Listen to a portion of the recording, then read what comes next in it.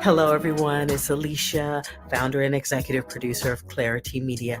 Thank you for following me here on Facebook, and thank you for subscribing on YouTube to ClariT Media and the Bay Area Mental Health Hour. But make sure you tap on the notifications bell on YouTube so that you're the first to know when I'm uploading new episodes. Yeah, they've been coming in every week. I've been able to get a lot done.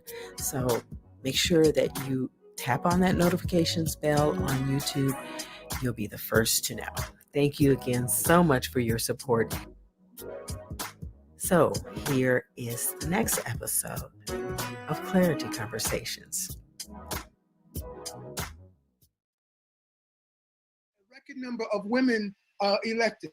And that's where you saw wherever Democrats had a woman up against a male, almost 98% of the time since 2018, the woman won, regardless of race.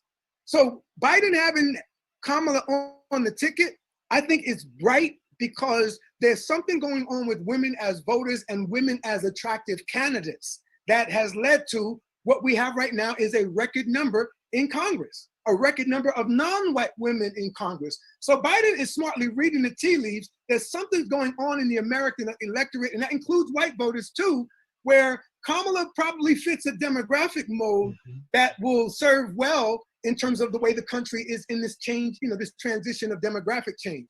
So again, it seems to me that, Biden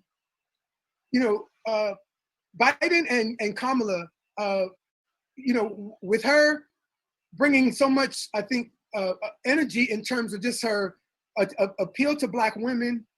Black women are energized. A lot of Black women, I'm not going to say all, of course, that's a ridiculous statement, but again, right. Those who are politically mobilized overwhelmingly behind Kamala Harris and excited about it. And there is an energy. And I think if you don't know it, it's because you're not around it. I've been around it earlier in this election cycle. There is some enthusiasm. There's a lot of resentment in Biden and towards Kamala. But I think, if I could talk to those Black folk, if they would listen to me, I would urge them to think about how do you win the outcome rather than simply winning the results. And that, by that is we can win the election and we don't get anything out of it. And I think what we have to do is learn more from Martin Luther King, what was valuable in his ministry, and that is that he showed us how to mobilize, but how to also sit in offices and do politics.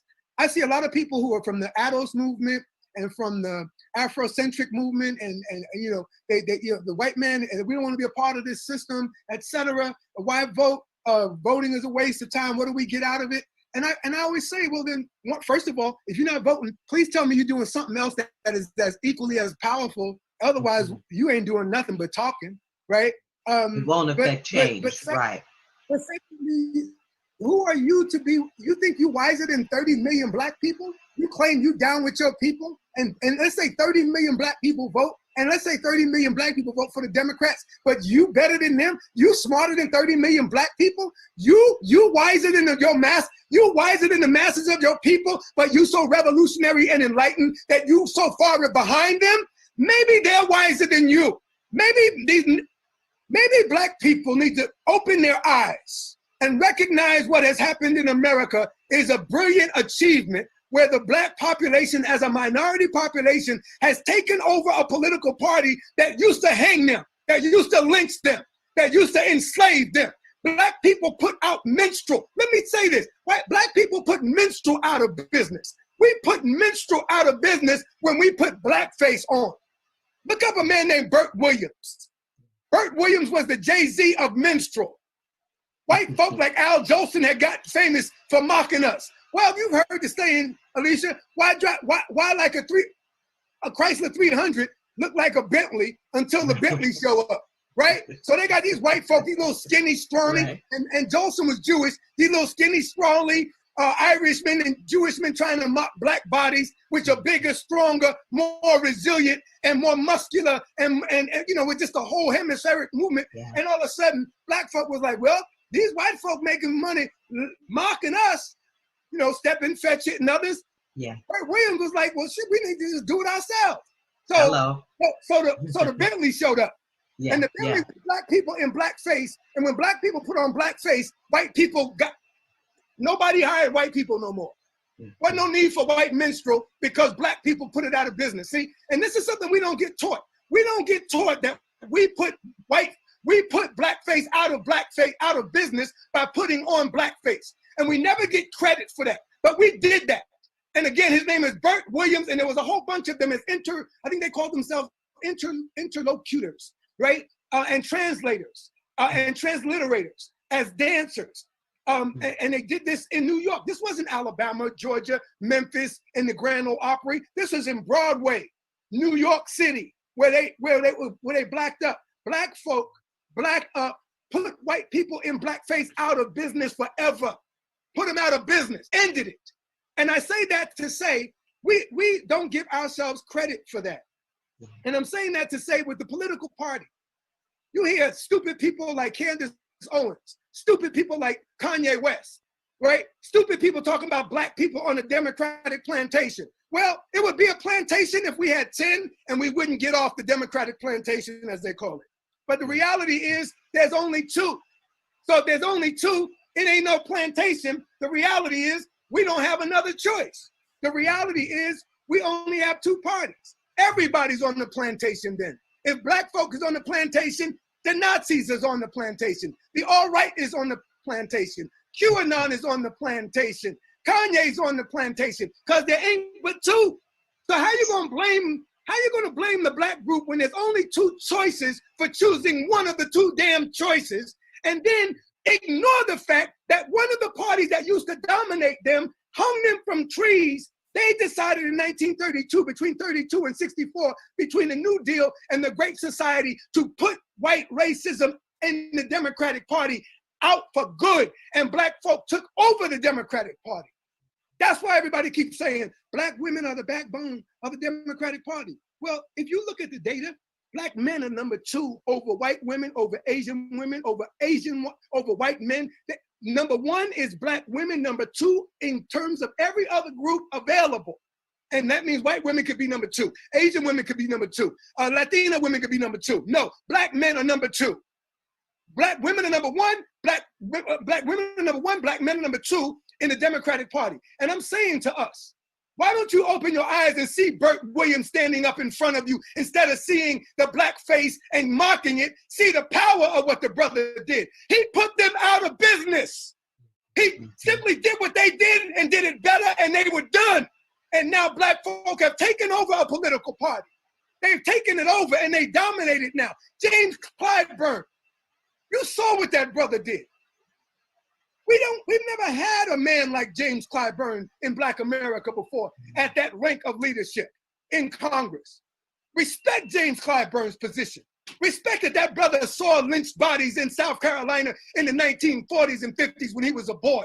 Respect the fact that he knows that the hell that our people have been through in South Carolina. Who do you think you are? You 20, you 30, you hip hop, you something else, you all into social media, you TikTok, you on Twitter, you got to follow it, and you talking mess about James Clyburn being a sellout, and he's been facing the devil for 50 years and winning. Give us some more names. Give us some more names.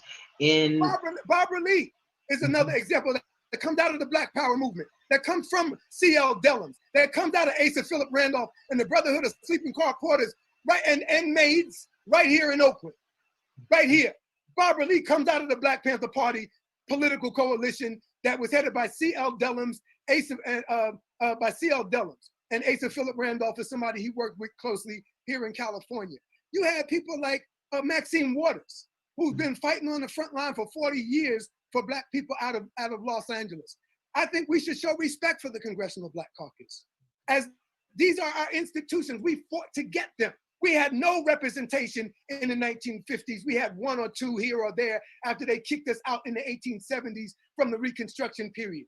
And now we have, the Congressional Black Caucus. And most Black Americans don't know how much work the CBC does to prevent racist legislation from ever even making it to consideration on the floor.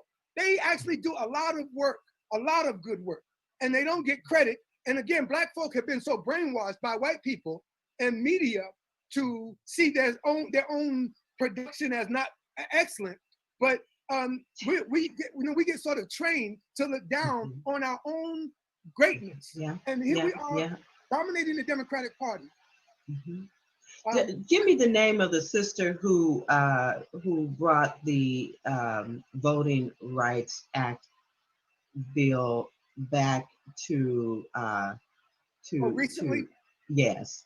Oh boy, that's a good question. That's a good question. I don't know off the top of my head who sponsored it.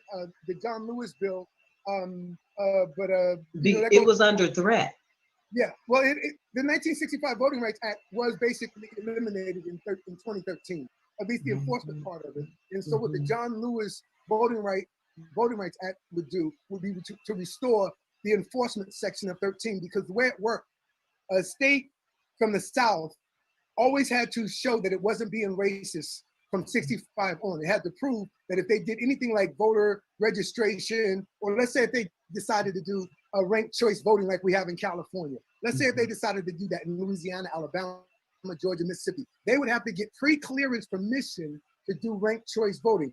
California doesn't. It's not just the southern states, it's some other states too. Even New York had a oversight. But the idea is the 1965 Voting Rights Act that came out of the marching and the protesting had an enforcement section, and that was taken out in Holder, Shelby County versus Holder, 2013, right around the time that the Trayvon Martin killing and verdict all came back.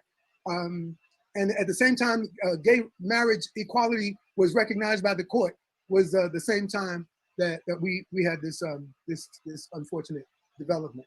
Yeah, I'll have to look her name up and bring that up. Okay, so let me go down the list of the key battleground states: Minnesota, Wisconsin, Michigan, Pennsylvania, Arizona, Nevada,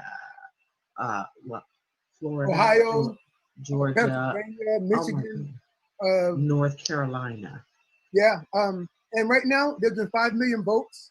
And if you look at places like Virginia, you had a large turnout of like 500,000, 600,000 people in a blue state. You look at places like Wyoming, Montana, Iowa that have had early voting. There's not this groundswell, even though these are small populations. You can just look at the red states that are voting now and the blue, and look at the numbers of turnout. And I'm assuming, I might be wrong, and I don't want to be a cheerleader. Black woman owned. ClariT Media.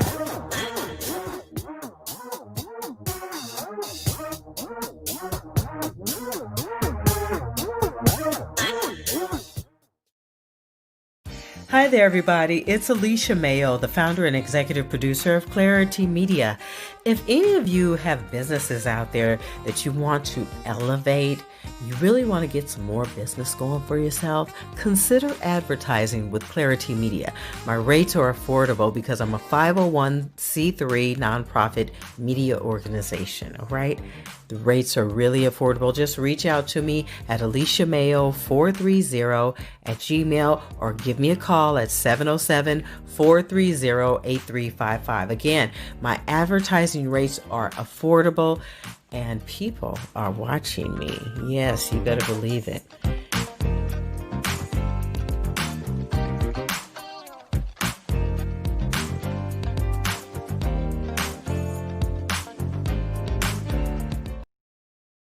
Black woman owned. ClariT Media.